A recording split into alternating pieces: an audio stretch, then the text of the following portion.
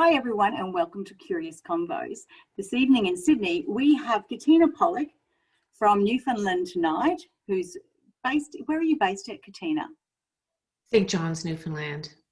But where are you usually living? Where am I usually based? Isn't this an interesting conversation now?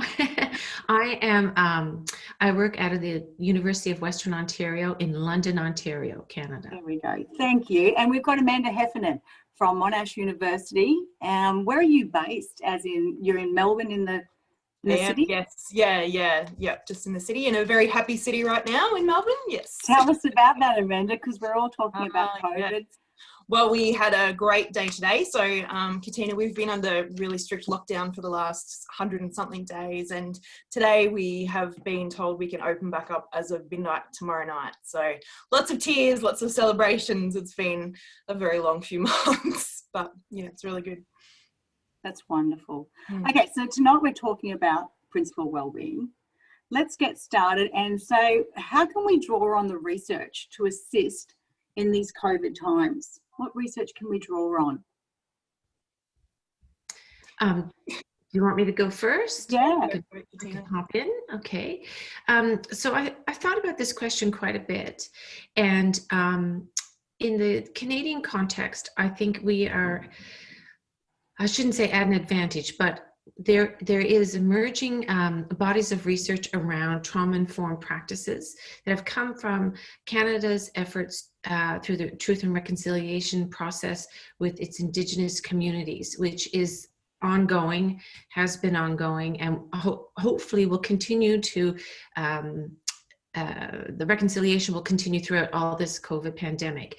From that, Public Health Ontario have created many traumatic informed practices for children and families during COVID. The second thing I really think about is that, is it really research that can assist in COVID times, or is it knowledge? Because right now, if we're thinking about academic research, it may not turn over through peer review fast enough to support practitioners on the field. So we need to ask ourselves, is it evidence informed or research informed? Excellent point, Katina. Amanda, what would you like to say about? Yeah, I think it's an interesting tension because, there's a sense of kind of wanting to give voice to the issues that are happening in schools at the moment. And that's a real, it's important to be able to record that and to, as Katina sort of said, capture that knowledge about what's happening. But there's also a recognition that schools are under so much pressure, and adding more, to their workload in terms of another survey or more interviews or something like that. There is some kind of ethical issues that I think a lot of people are grappling with in relation to that as well. So I think certainly there's research, as Katina said, into other areas that can be connected to what is happening in schools at the moment. But it's really a moving feast at the moment, I think. Yeah, and I think that a lot of the principals have this added workload, and with this added workload comes added anxiety. And I suppose, doing surveys and things like that, they'd find that even more difficult to put that into their everyday work. Yeah. So what support do principals have available now? Can you share with us, Amanda, from your perspective, what do principals have as a resource for themselves? I think there's a few things. One thing that has come through in all the research that I've done about principals and their workload and, their well-being and their capacity to do their job is that their networks are the strongest support that they have, drawing on the expertise and the support and the camaraderie of people who are in the same role or similar roles is the most critical thing, I think, that any principal would say. But then there's also, fantastic associations. As in Australia, certainly we have principals associations for basically any type of school that you can think of. Things like unions as well. And I guess thinking about the networking, having those mentors or coaches that people can draw upon in more formal ways as well, is something that's really important when we're thinking about people's capacity to do their job under huge amounts of pressure and stress. Yeah, interesting about mentors and coaches. Would you say that a lot of principals would reach out and just do that off their own back to try and find a mentor? Or do you think that sort of comes with your work as you're working up through into the principal role? It's a good point. I think it's probably a mixture of both. Certainly in my experience, when I was a principal, I had people that I saw as mentors that I, would call upon for different things. But then I would be assigned a coach that would help me with, something else entirely. So I think it probably depends on the goal or the challenge that they're trying to overcome that would help them decide, which would be the most appropriate way forward. Okay. And Katina, what about supporting the principals there where you are? I would echo a lot of what Amanda has said. I even had a conversation with the principal on Saturday, to which he confirmed most of his on the ground, time-sensitive supports are the informal networks. What I would like to share is that supports can come in many different focuses. So the provincial government in Ontario and many of the governments and territories in Canada provide support to principals, but it is around the work of the schools. So it may be in Ontario, for example, they have a K-12 resource guide that provides educators with information on early signs of mental health so that they can look for that or any trauma that may be in their staff or their students. But then supports for themselves often falls on the professional associations such as the Ontario Principals Council, the Catholic Principals Council of Ontario, or the French Association. And they themselves provide support in skill building, skill development in a crisis connected specifically to COVID, but they also target mental health and well-being for principals. And they, almost all of them provide some kind of program around counseling and support and mentoring. And the provincial governments and territorial governments in some situations have formal networking mentoring programs, and in others they don't, depending on the size. But again, it's informal networks seem to be the main thing. Okay. And when we were talking earlier, we talked about how you become a principal. So in Ontario, you're accredited, go through an accreditation process to become a principal. Is that correct? Yes, that's right. The Ontario Principals Program. Okay. Can you tell me just a little bit about that? It's the Ontario, the PQP, Principals Qualification Program is the official title of it. And it consists of a number of modules and there's a practical aspect to it, which can be shadowing or you always there will be somebody that you're connected with. It is usually run by higher education institutions or professional associations that have been given permission to do it through the Ontario College of Teachers. So even the program is regulated by the Ontario College of Teachers, who certifies teachers. And this program has two parts to it. Like I said, it's modular depending on the area, and it changes in response to the environment. So I'm sure in the next year we will see changes connected to managing crisis intervention, and something connected to COVID, for sure. Yeah. And so, Amanda, do we have that on the accreditation of principals? Yeah, not in the same sense. So Australia being what it is, everything's very jurisdictional and quite different. But in Melbourne now, for example, we have the Principal Preparation Program, which is unlocking potential through the Bastow Institute for Public School Principals. And that's actually something that we do.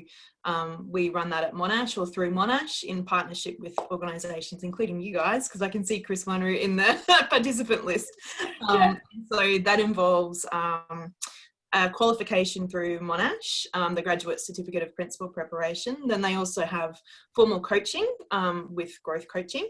They also do an internship and a whole number of other sort of elements of the program. And the feedback on that, we see incredible growth in people over a 9 to 12 month period of just their confidence of whether they feel like the job is for them. And we also sort of feel like it's a win when people say, actually, I don't want to be a principal, because that's a decision that they're able to make that in a really informed way. So I think that's a really I would say gold standard. I know that sounds like, you know, we do this amazing work, but the formal preparation is something that I think really does make a difference for people, as opposed to, you know, I went to a school, I got the keys, and that was kind of my induction. So I was just going to say, so this is all prior, so this is the learning prior. So Katina, in Ontario, is it done while you're a principal or only before you become a principal? Ideally, it is called a principal qualification program. So the intention is that you are preparing for the role. So ideally, it is that you would take this program before you enter a vice principalship. Okay. And that doesn't always happen, because it really is a supply demand issue. And this is in Ontario. Not all provinces and territories have this. So, but there has to be some engagement in the principal's qualification program to be hired as a principal, and then a commitment to finish it if you have not already done so. And these are usually in areas that are more remote, that find it difficult to fill that role. That's not general practice. The other thing is too, even within the province of Ontario, some district school boards require principals to then engage in a master's program on top of the principal's qualification program. And I should add, for principals entering the principal's qualification program, they have to have additional courses ahead of time for their concentrations, such as it could be special education, it could be counseling, it could be a curriculum area, mathematics. Okay. So there is some preparation even before the preparation program. Yeah. Okay. So what are the varied responsibilities of a principal, and have they been modified, extended, or highlighted because of COVID? Because they've got to be, there's instructional leadership, we've got governance, we've got technology. We've got a lot for a principal to master, really. Yeah. Amanda, go. I'll jump in. I think it would be really easy to say that the focus for principals has shifted just to pastoral care and that engagement stuff. But I think that kind of disregards the fact that schools are, you know, so visible right now, and there's so much happening in terms of the instructional leadership that principals are doing to make sure that, you know, their students are staying connected and staying engaged, and the kind of pressure on schools to make sure that kids aren't falling behind, because that was certainly the, you know, the discourse in a lot of media, was that this was a really concerning time for kids, which wasn't, you know, the experience that we heard from schools or from families so much, but it was, I think it added a sense of like having to really be on top of that side of things. So I think that has really been amplified alongside the community engagement and the well-being of their staff and the well-being of their communities. And I think the intensification of their work has really been significant in this period. Now, I think I'd like to add on to that. I would say that for their roles, certain parts of their roles have been heightened and accentuated. I'd say the nature of leading is the same. Leading is leading in a sense. It is the interactions with people, it's with relationships, it's about influence, it has particular goals that are trying to be met, those kinds of things.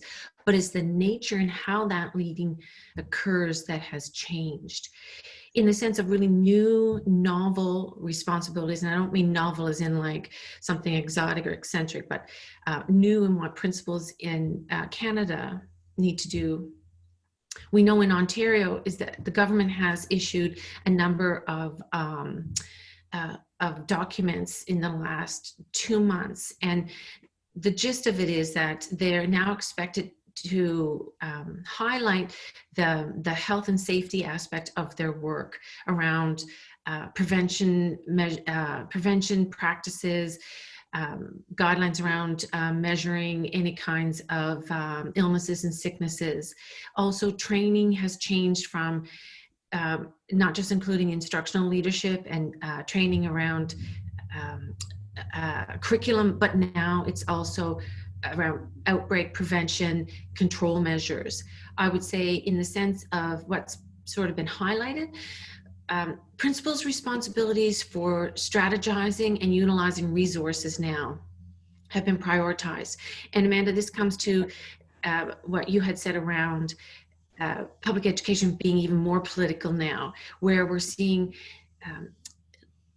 a downturn in the economy. There's only a limited amount of money and financial support, and where to put that. So public education has always competed with public health for funds. And the concern now is that funds will move from public education more into health to fight the pandemic, yet at a time when public education needs more funding to, on its own, regulate, moderate, and limit the spread of COVID-19. I think also principals, relationships, communication with communities and building trusting relationships. I'd like to just share this one story really quickly from my friend who's a principal. And I asked him, so what's changed in schools? And he said, well, nothing really. He said, kids are the same. Kids are kids. They'll always be kids. There may be more heightened anxiety. But he said, one of the things he found interesting was when he, in Newfoundland, the island of Newfoundland, they have to wear a mask in the hallways and common areas. And then you don't wear a mask in the classroom when the children are seated and the teacher is in the classroom. And so he had said, by putting a mask on his face, it had changed the relationship with some of the students in his school, even though he had known them for years. So he said the first month was around breaking down the barrier of the mask. He had to remove a student from a classroom, and the other kids were like, where did the kid go with that masked man? Even though it was this principal that they know and have known for years. And so he talks about how he went back in the classroom, sat down, took his mask off, and shared with them that, he's the same person. This is the reason why this mask was here, and all of those kinds of things, which I had never really thought about, that this small little cloth barrier or cloth apparatus could be a barrier for trust for principals and their students. Now, this is an elementary school. I don't think it would be the same in a high school. I was going to say, but your facial expressions when you're wearing a mask, no one can tell if you're smiling. No one, and that was one thing I noticed, even just going to the shops for groceries. I didn't know whether they were smiling at me or what was behind the mask to say. So the emotions, you sort of lose those through that whole process. We've gotten really good at smiling, like with the rest of our face. I was going to say, I smile even more because I'm thinking, please let those wrinkles around my eyes get a little tighter, because that means I'm smiling. And I'm like, my jaw is sore at the end because I'm trying to smile so much behind the mask. Smile with your eyes. So when we talk about well-being, is it the principal's responsibility for the care and well-being of all their staff? And how is this a guideline? Is it mandated? How can principals look after themselves as well as all the staff? Well, what we know from the Global School Leaders 2020 study is that, they surveyed 1,800 education leaders worldwide, and over 70% felt that student well-being was their primary responsibility, whether it was mandated or not. In Ontario, in Canada, and in the territories and provinces, it's to varying degrees how explicit this is, but the general expectation is well-being and school well-being, definitely students. I'll speak to Ontario because I know the policies in more detail, is that and this would be from pre-COVID, we started with student well-being. What many argued in the field and also in research is that we can't have students that are well if teachers are not well. And so many teacher associations and teacher unions took the lead in bringing awareness to teacher well-being. And then, of course, I say, and many other education researchers say, well, we can't have a healthy school if we don't have a healthy leader either. So we need to include school well-being. So in Ontario, there are a number of policies and memorandums from the provincial government where there's an expectation that we now can, students are first. It's, there's a hierarchy here, right? Students are first, teachers are second, and principals are there. But there's school well-being, which also includes, by the way, parents and community. Yeah, I think similarly here, maybe not necessarily as explicit in the policies all around the country, but I think sort of the most central thing for principals in my experience, in my research, is a sense of a duty of care for their school community. And so that encompasses their students, their staff, their communities more widely. And I think the more focus there is on teacher wellbeing, which is certainly recognised as a really significant issue here, the more that sense of, you know, responsibility that principals hold is kind of increased even further. So in the research that I did with the Australian Secondary Principals Association last year, we talked a lot with principals about kind of the challenges of their work and the things that brought them joy, and you know, that feeling of wanting to support their staff and look after their staff, while also recognising that, well, their job was growing, the same thing was happening to teachers in their school, and feeling like they needed to, you know, find ways to address those issues was really, really clear in our findings. I'm just thinking of what we talk about teacher wellbeing. Have you seen what different schools do for teacher wellbeing? Like what has been instrumental in changing anything in teacher wellbeing or principal wellbeing in the last? Katina, did you? Well, I can talk about pre-pandemic. We saw some schools that provided yoga at lunchtime, did some of the creature comfort kinds of things. Others supported schools and staff by holding professional learning that focused on their own mental health and well-being. Post-COVID, or I should say during COVID, because it's not post yet, during the pandemic, I'm assuming that some of this is continuing, but the way it's delivered may be different. You have to understand, in the province of Newfoundland and Labrador, we are very isolated. There are very strict travel restrictions to come to the province of Newfoundland and Labrador. Newfoundland and Labrador is now part of an Atlantic bubble that includes four other provinces, but also because Newfoundland is an island, now we still have Labrador, which I call as an unofficial territory that's a part of this province. We have very little COVID-19 infections or illnesses. So life is almost like normal here. We can dine in, all of those kinds of things. So how stress manifests itself and how it is addressed is somewhat different here than it may be in Ontario, where, and I say Ontario because Ontario has the second largest infection of COVID-19 at the moment, next to the province of Quebec. So in Ontario, there are school systems where half the students are online and half are in the classroom. There are various combinations, and there are outbreaks, in classrooms and schools, which results in different kinds of stress and different kinds of trauma, and therefore the supports, I think, are different in those regions. I mean, we have to acknowledge that the pandemic has not affected all of us in the same kind of way. And I don't want to use the word equally, because I don't think anybody wants to equally experience the pandemic. I think we all want the pandemic to have as little impact as possible in our professional lives, school lives, and the lives of the students that we work with. Yeah.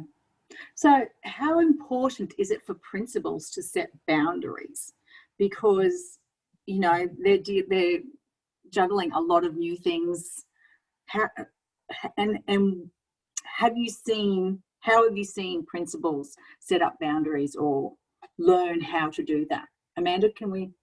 Yeah, look, I think it's incredibly important to be able to set boundaries, but I do have some concerns that when we talk about it like that, we make it the principal's ability to fit in with a broken system or a broken broken expectations, and it's sort of like expecting people to mold themselves to fit into something that maybe is not working and needs to be rethought.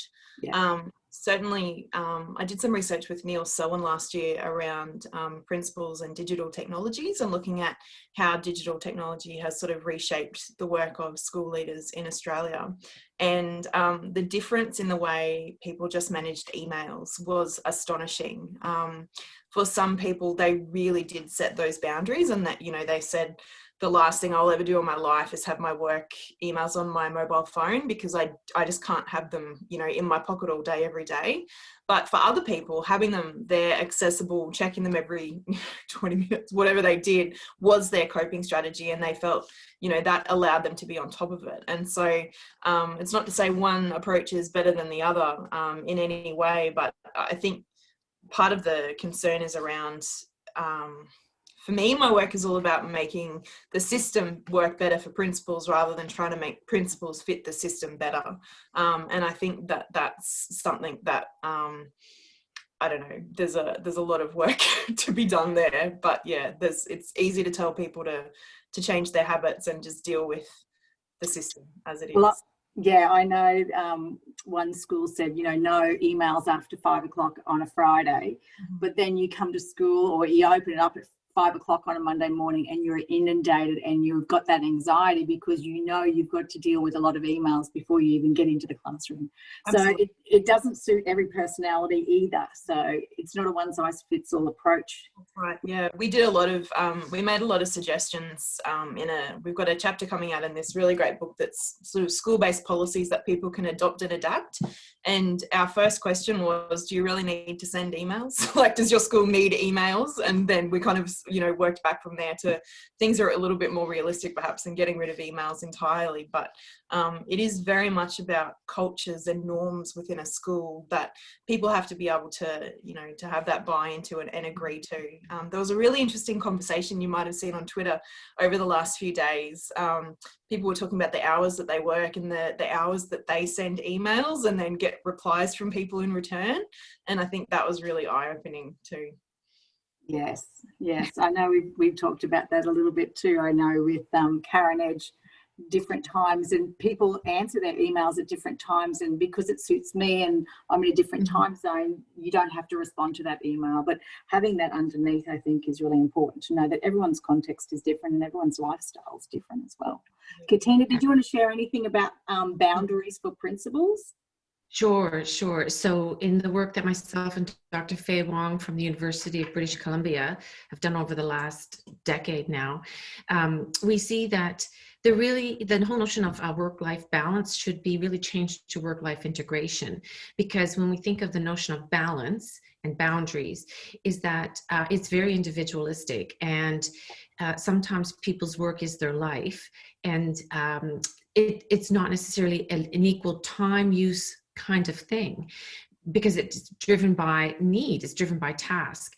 What we often now encourage people to think about is being present in what they're doing now. So if they say they're taking Sunday off to spend with their family, they are with their family. They are not with their family and their cell phone checking emails and responding while they're with their family doing some kind of activity, for example.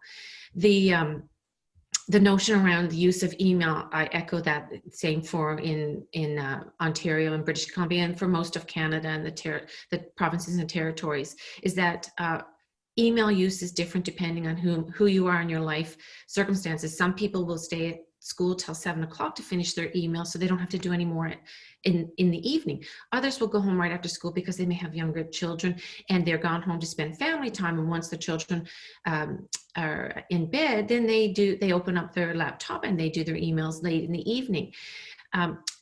It is boundary setting individually is very personal, and I know systems have tried to create policy mandates that are uniform, which, as Amanda has said, and as I will echo, won't always work. However, there are system approaches that need to be considered, and one is that it's not always the principal's fault that they have a lot of volume of work, though a lot of that work comes from policies that have been mandated elsewhere and may not align with other existing policies, and may be additional work, or it may be that the volume of work is not obtainable for a particular role. So cutting neoliberal efforts in in Canada, what we see is that the administrative position is usually the position that gets cut. So in some schools that used to have a principal and 4 vice principals for a school of 2,000 students now may have only 2 vice principals.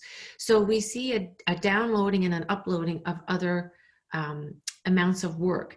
And that's connected to how they communicate, because there's less of them, because things are asked for in a fast pace. We not only see email, trying to set boundaries on email, but now text messaging. I've had principals say, I do email with the district school board office and with parents. I do text messaging with my staff. So I thought that was quite interesting. And just one other quick point, when we were thinking about formal and informal mentors and coaching and supports, I remember doing a focus group with a principal who said, when I was preparing for the principal role, there was a principal that I thought was an effective principal that I should emulate, that I should try to strive to be like. And this principal was available all the time, on email all the time, very dedicated to the school. And this vice principal that I had spoken to said, once I got there, once I got to the principalship, I realized I was looking for the wrong image. I was looking for the wrong practices. I was looking for the wrong role model for myself. I should have picked somebody who was able to set boundaries. And he said, I realize that now that I'm in the position and I'm quite tired and almost burnt out, and I'm trying to now change my own practices. Yeah, I know when I've spoken to younger teachers, I've said, do you aspire to be a principal? And they went, oh no, I see the workload that they, and that's not what we need. We need people who are aspiring to leadership and principalship, because, but how do we show them that there is another way? That's right. Yeah, absolutely. That came through really, really strongly in the work that we did last year with ASPA, the Australian Secondary Principals Association, because the people who would be, the next generation of principals, they were saying, I am very happy where I am right now. I can go home, I can work, I don't have to work on the weekends. I still get to lead, I still get to have a vision, I still get to do all this really amazing stuff that I want to do, but I don't have to be the person, who's signing off on everything, who has all that pressure on them. So I think that that's something that we're really concerned about when we finish that project. And that's what we're focusing on next in terms of identifying and attracting future leaders as well. I wonder if it could be a shared role between more than one person. Absolutely. Yeah. Because there's so much to cover. Mm-hmm. Actually, in a special issue that myself, Dr. Fei Wong at UBC and Dr. Julia Mahaus from the US around principal well-being and mindfulness, there were actually people who contributed articles that talked about different roles that could be added, or different positions that could be added to support the principal role. So we see in the UK, there's somebody who's a finance leader or a finance manager that takes away that part of the role.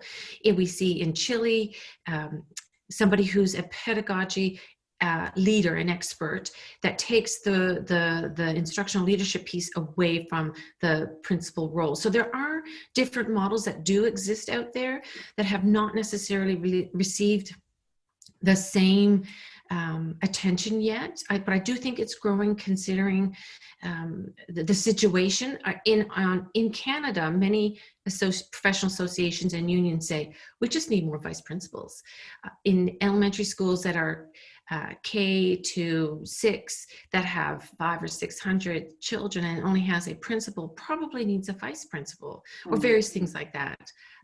Yeah, I know if it was teaching and learning and pedagogy, I would like that.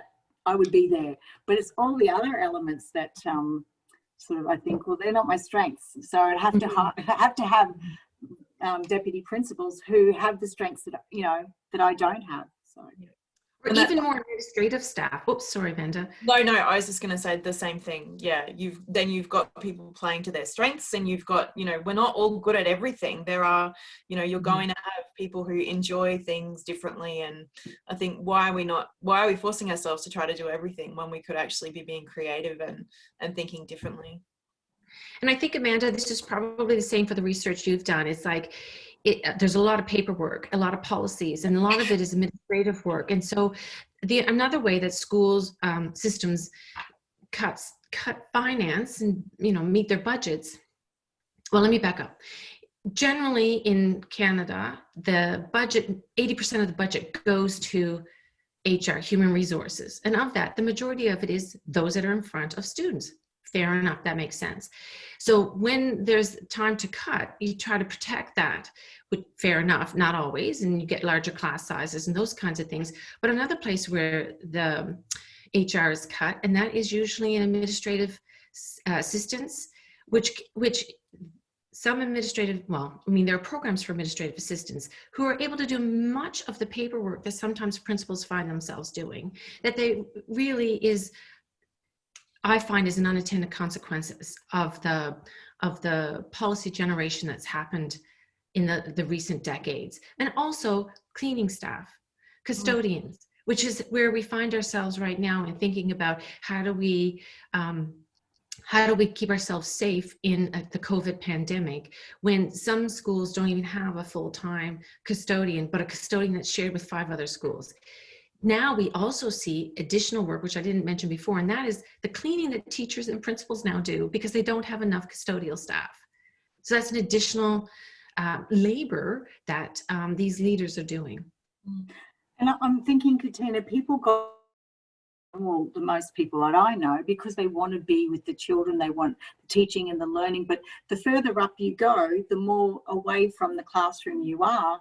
And if you're stuck in that administration role all the time, you're not doing what you love to do as much. No. And I would also like to point out our research. Fei Wong and I just finished 2 surveys just before the pandemic in British Columbia and Ontario, where we see that when we look at when principals self-report where they spend their time, it's with student discipline issues. Now, that's not even in a positive way of interacting with students. It can be, but it's not always probably the best way you want to interact with students. If your desire is to be connected with students, the principalship is not the most ideal place to be, because those interactions won't always be positive, as our research is showing. We're actually writing an article around that, how student discipline issues influence emotionally draining situations for principals. And it's quite telling how it does impact their well-being. I think one thing that's interesting about that too is we have found that principals are still spending that time in the classrooms working with students, but then all of the work that they would be doing during the day, in their working hours, that all gets pushed into their personal time for many of them. And so I think if that's where that creative thinking about what the role of the principal actually is, where people's strengths are, where their passion is really, really important and has a lot of possibilities, I think, into the future. Now, I've got a question from Chris Munro. I applaud the comment Amanda made about adjusting the system rather than adjusting the principles. I loved that too, I've got to say. In the meantime, what are some success stories that your research has uncovered? That could be for both of you, because, yeah, I'll just leave it there.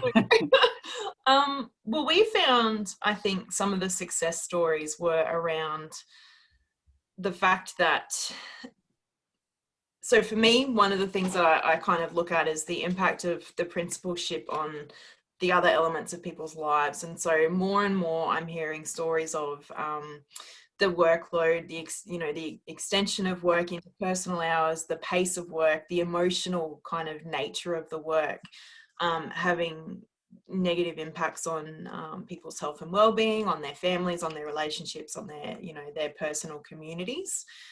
This doesn't sound like it's a positive thing. I know I'm starting out with the negative, but what we found, you know, when we're hearing these stories that were really, really difficult to listen to for, you know, people's experiences, asking them why they stay in the role, what takes you back every day when it's having such an impact on you, is that it's always about it's for the kids, because they feel like they're making a difference. And so I think that is, in some ways, you can look at that as a positive thing, because there is still that passion, there's still that commitment, but what we need to be able to do is make sure that commitment isn't actually draining them of life. Whoa. I was just going to say that.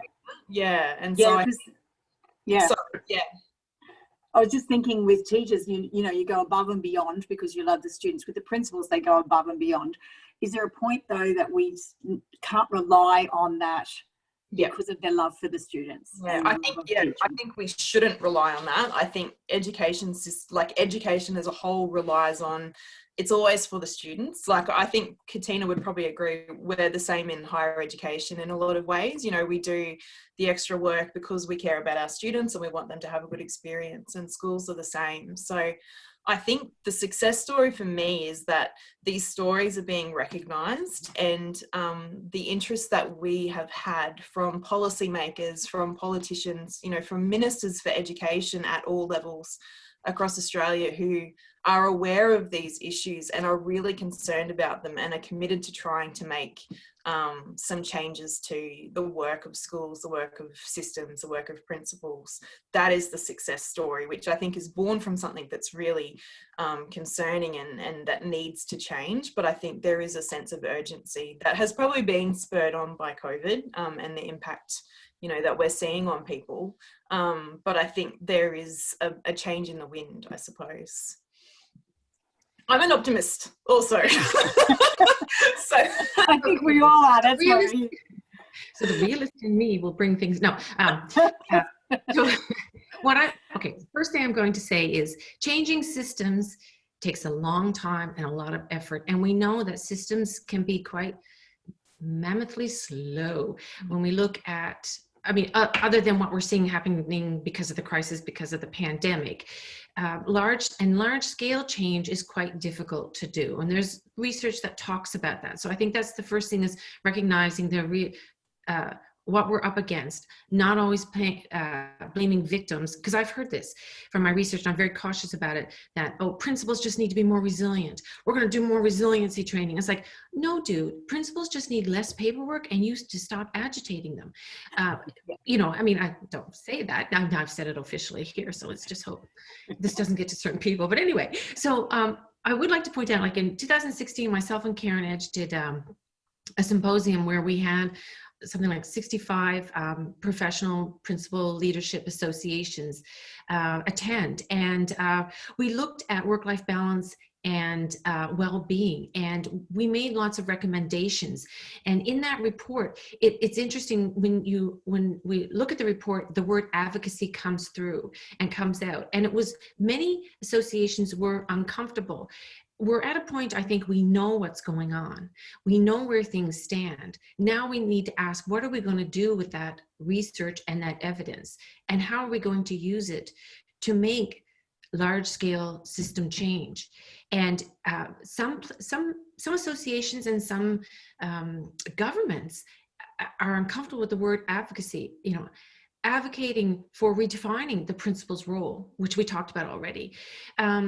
Advocating for system support, not just support one school. So I know of a school where they have a check-in, check-out, where if a teacher feels, currently right now they're using it, if a teacher or a student feels, and it's a teacher or student, feels overwhelmed at the moment for whatever reason in the classroom, they just need to contact the principal and vice principal, and one of them will give them a 15-minute break. And they have implemented that in this particular school, because the school was a struggling school, and they're physically back to school right now, was a struggling school with lots of demands pre-COVID. It even has more demands now around travel, transportation, well-being. generally has always been a priority. Now it's even heightened.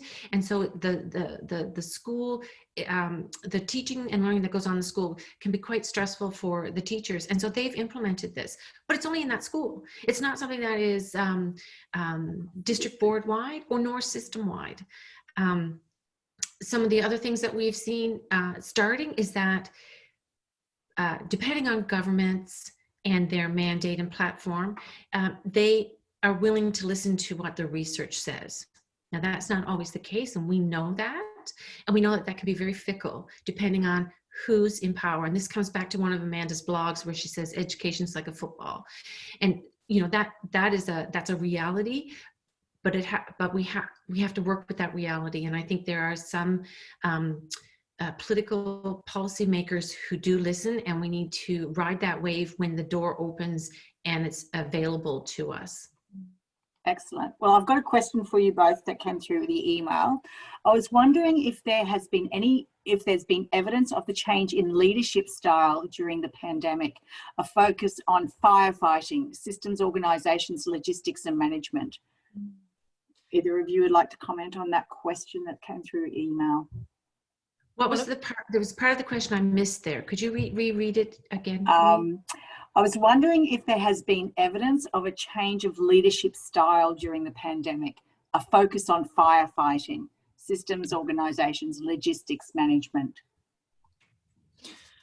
One of my colleagues at Monash actually did some research into that, Fiona Longmuir, who does some really interesting work with principals.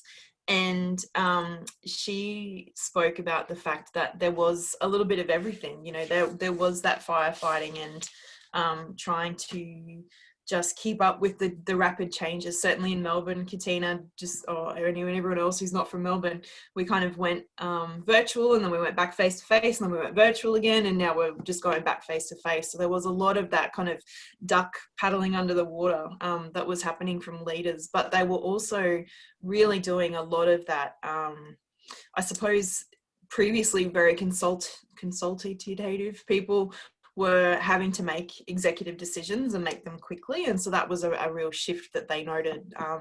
But I believe they spoke about wanting to get back to that kind of more collaborative way of working when they could. So it was sometimes a bit uncomfortable for them to work in that way, but it just had to be done. Yeah, and for what I know from the system is that there was a crisis mode for a period of time. And it was about caring for kids / students in schools, making sure that they're safe. There were some executive decisions made, but also in some regions, depending geographically, some schools became the decision-making place, and it was done collaboratively with the teachers. The management absolutely has increased because now there's management around prevention and intervention. So there are additional protocols around what if a child is ill, asking the 14 questions around the symptoms of COVID-19, and if they have 2 of them and there are signs of it, you know, the process of then removing them from the classroom, calling the parents, all those kinds of things. That will be additional work that definitely highlights the management aspect of principals' work, but I think they've all thought about the child as the whole child, and that would include their teaching and learning, and also their social emotional well-being. I did a focus group with some principals in Ontario, and what came through in the beginning of the pandemic was a sense of wanting to be able to do more and a sense of helplessness in the worry they had for their most vulnerable in their schools. Yeah. I have another principal who said he would drive around nighttime. This is in a small community. He knew his most vulnerable students and would drive around to see if he could see if there was anything going on in the house where he may have to call the police. These are the things that, you know, principals do in desperate times. Jody also asked, she asked the earlier question, has distributed leadership model proved effective in these times, or has it gone back to the principal at the top? I would say that the language that is used in some provinces and territories here would not necessarily be distributed leadership, but collaborative leadership, because we're all, the language they use is we're all in this together and it's all new and we're all trying to figure it out. Okay. So we have to come together and, principles that are open to it, listen. And I was thinking about this whole notion around listening, because when the pandemic started, I mean, even on Twitter, there was this, like, it just blew up. Everybody wanted to be supportive. And what was everybody doing? Providing strategies. You should do this, you should do that. I mean, it was a little bit of an overload, even for me. I'm like, whoa. And at one point, I engaged in some of that because I thought that's the only thing that I can do at the moment. This is the only thing that I could give. But I also realized that it's information overload, and probably the most active thing that I could do is listen. Yeah. And listen and listen and listen, because it's not always about listening and then telling, or listening and then re-sharing back. It's listening so that they have a place, they, as in the leaders that I work with, have a place to unload in a safe place. Some thinking and problem solving comes from talking, or complaining, if you want to call it that. And so I thought one of the best things that many principals, that's what they're doing, is that they're listening, and they're listening to their staff, because they don't always have the solutions. We say listening to understand and not listening to respond, right? That's right. Absolutely. Yes. Yeah. We've got John. He's asking if some of the studies that you've mentioned tonight, Katina, I know, and Amanda, you've got them. We will put them on the website. Sure. Yeah. When we upload them. So that's your answer, John. I've got Jason from the UK, and he's asked this question. In England, high stakes accountability, Ofsted, certainly affects principal well-being. How might we reduce the need for high stakes accountability, and how might systems change to lessen this? It's a good question. I think I've got kind of snarky answer to that. No, it doesn't. So in Ontario, we've never really had really, really high stakes. So there doesn't really need, I would argue that we don't always need to have high stakes accountability to have effective school systems. Boom, I'm sure I'm going to get lots of response to that. Whoa. The world's not going to fall apart because we don't have high stakes accountability systems in place. We have to understand where we need to ask ourselves, why are we doing high stakes? Where does it come from? What are the principles behind it? And does it really match what we want for public education? That's the first thing.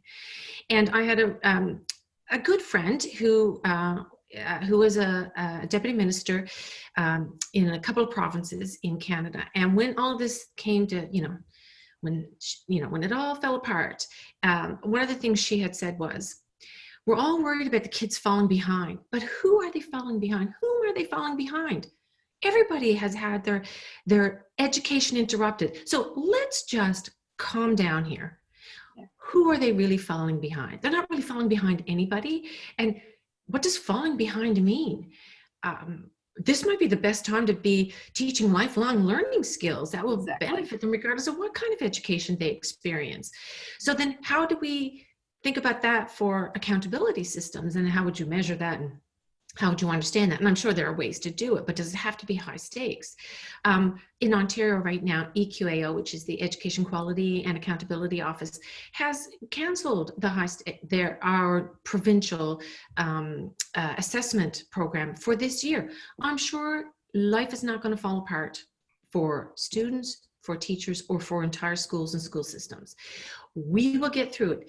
If we think that students are not learning because there's no accountability system, we're pretty naive educators, because they're always learning.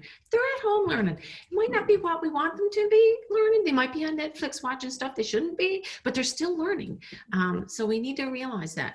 Amanda, I'll turn it over to you. Yeah, that was one of the things that I just kept kind of screaming into the void at the beginning of all this, of if we're like, the discourse that kids are falling behind and they're going to lose a year, like that's assuming that the only way you learn is by sitting in a school classroom, and we know that that's not the case. And I think that I agree that we don't need the accountability systems that we have. I think we know there's a lot around, I remember, I'm sure it was Neil Cranston talked a few years ago about personal responsibility or professional responsibility rather than professional accountability.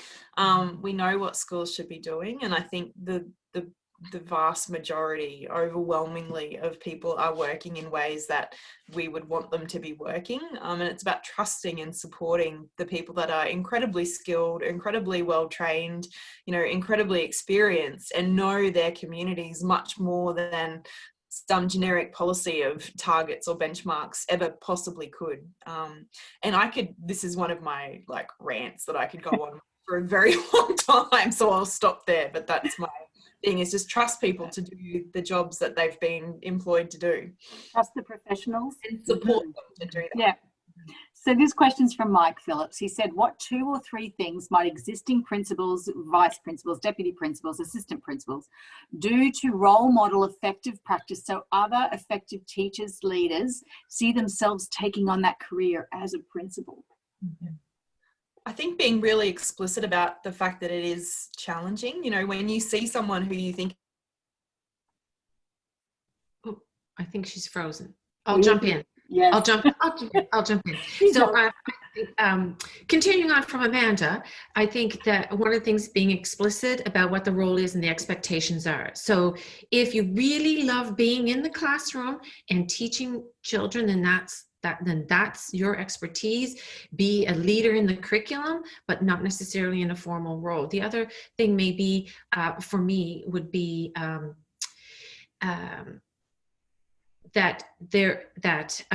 practice what you preach. So if you're going to ask people to monitor their use of electronics, then you demonstrate it. So, and be explicit. So what I would say, I'll give an example from my own personal life. So I am an early riser. I mean, here we are. It's morning here. It's dark. I'm having my coffee. I was up at 5 o'clock.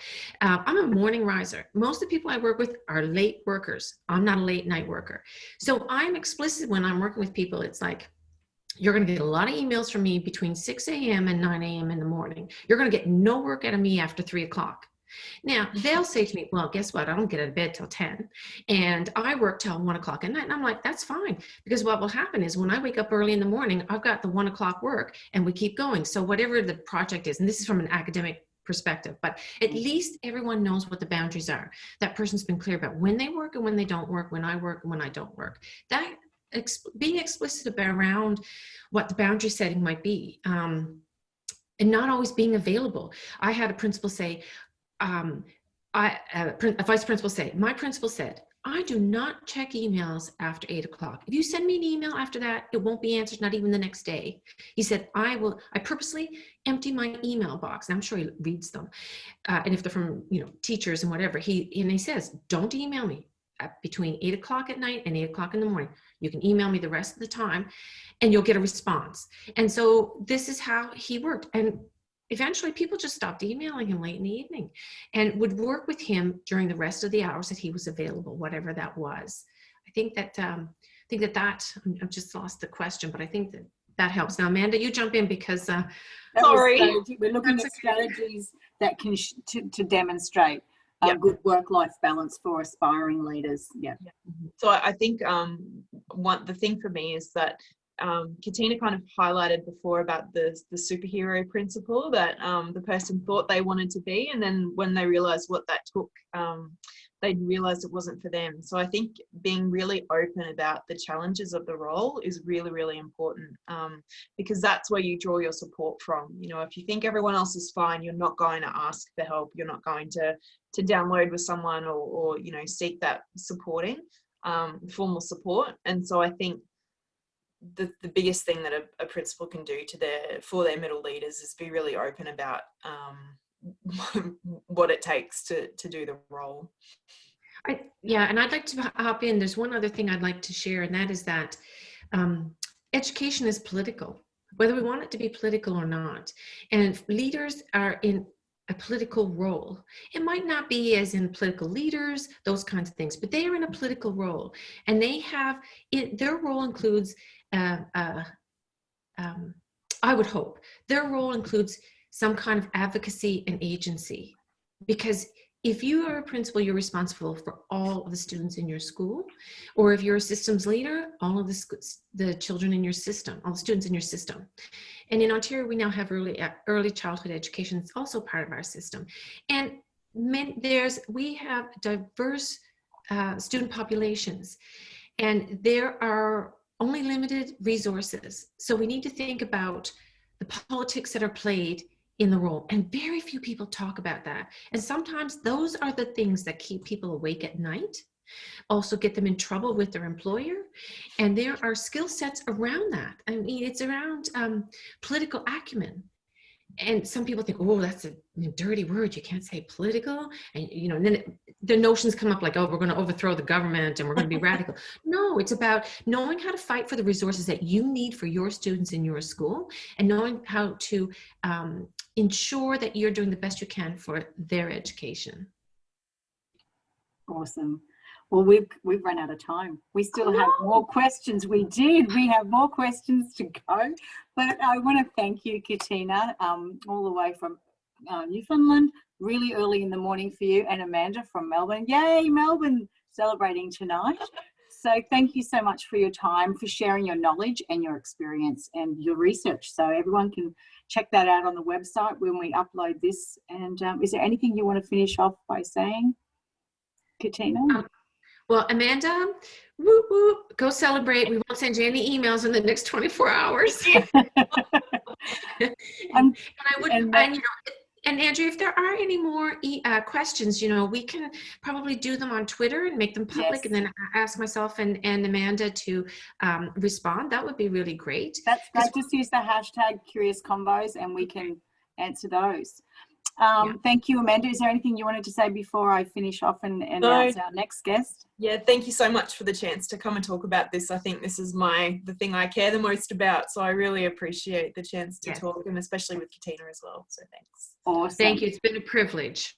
So next week, next year, we have Professor Christian van Nieuwenberg. He's our director, executive director and professor of coaching and positive psychology at the University of East London in the UK. He's going to be coming in February, and he's going to be talking about coaching for wellbeing, and that's going to be a webinar from Christian.